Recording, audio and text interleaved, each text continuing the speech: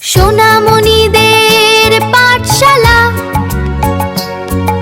খেলায় ধুলায় করি পড়ালেখা, গল্পে মেতে উঠি সারা বেলা। সোনামণিদের পাঠশালা।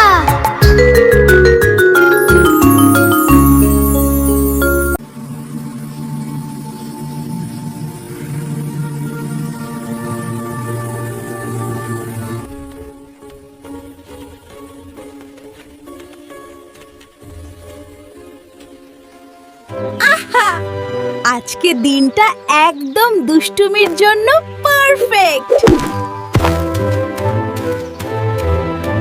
আবার কি দুষ্টুমি করবি রে জিকো? আমি আর জঙ্গলের সবচেয়ে মজার কিছু খুঁজে বের করব। মৌচাকের মতো মজার কিছু? নিচে ফেলে দিলাম। আরে নিচে কারো মাথায় পড়লে? দেখো জিকো, দুষ্টুমি করবি ঠিক আছে, কিন্তু সাবধান থেকো। চিন্তা করিস না মিঠু, তুই থাকলে কোনো সমস্যা হবে না। চল মিঠু, আজকে দারুণ কিছু হবেই। আমি তো একদম তৈরি, চল যাই। মিঠু, মনে হচ্ছে আজকে জঙ্গলে কিছু অদ্ভুত ঘটতে যাচ্ছে। তুই না সবসময় এমনিই বলিস জিকো।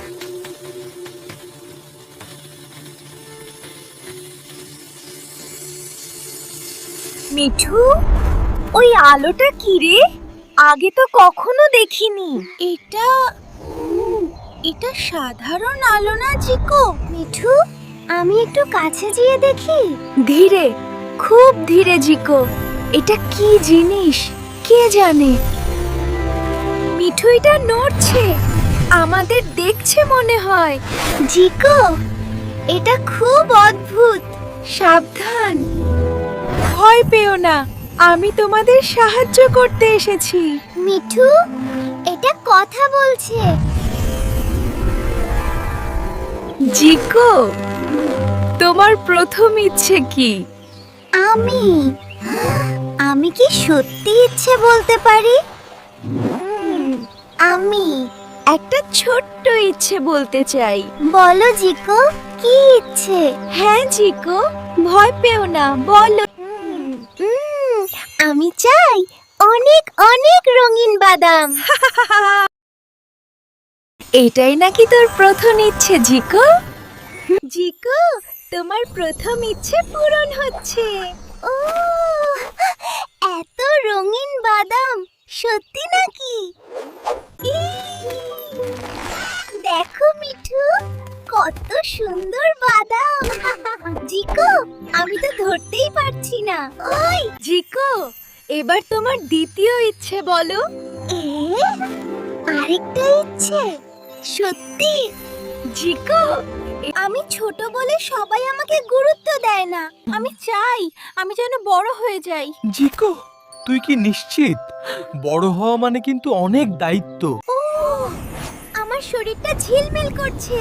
জিকো, তুই বদলাচ্ছিস।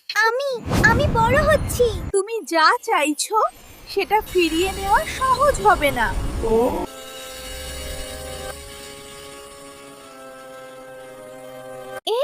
বাদাম এত ছোট কেন? জি- আরে, আমি এটা ধরতে পারছি না। জিকো, আপনি এত বড় হয়ে গেছেন যে সবকিছু ছোট মনে হচ্ছে। এই যে বন্ধুরা, চলো না একটু খেলা করি। ওরে বাবা, পালাও সবাই। আরে কি হচ্ছে এটা? তোমরা ভয় পাচ্ছ কেন? মিঠু, বড় হয়ে তো আমি ঠিকমতো খেলতেই পারছি না, সবাই আমাকে দেখে ভয় পেয়ে পালায়। সবকিছুর একটা ঠিক সময় আর মাপ থাকে। ছোট থাকলেই সবাই তোমার বন্ধু হতে চাইতো। ছোট থাকতেই আমি বেশি সুখী ছিলাম। জাদুর বেলুন। আমি আমার ভুল বুঝতে পেরেছি, বড় হয়ে আমি সুখী হতে পারিনি। তুমি দয়া করে আমাকে আগের মতো ছোট করে দাও। যেহেতু তুমি তোমার ভুল বুঝতে পেরেছ এবং অনুতপ্ত হয়েছ, আমি তোমাকে আবার আগের মতো করে দিচ্ছি। আরে আমি তো আবার ছোট হয়ে গেছি। ধন্যবাদ জাদুর বেলুন। বন্ধুরা, আমি বুঝতে পেরেছি। আল্লাহ আমাদের যেভাবে বানিয়েছে সেটাই আমাদের জন্য সবচেয়ে ভালো। নিজের যা আছে তা নিয়েই সন্তুষ্ট থাকা উচিত, অন্য কিছু হতে গেলে হয়তো আমরা আমাদের সবচেয়ে প্রিয় জিনিসটাই হারিয়ে ফেলব। বন্ধুরা, আমাদের এই গল্পটি ভালো লাগলে এখনই ইউটিউব চ্যানেলটি সাবস্ক্রাইব করে নাও। পরবর্তী মজার সব গল্প দেখতে আমাদের সাথেই থাকো। আল্লাহ হাফেজ। হ্যাঁ বন্ধুরা, লাইক এবং শেয়ার করতেও কিন্তু ভুলো না। আল্লাহ হাফেজ।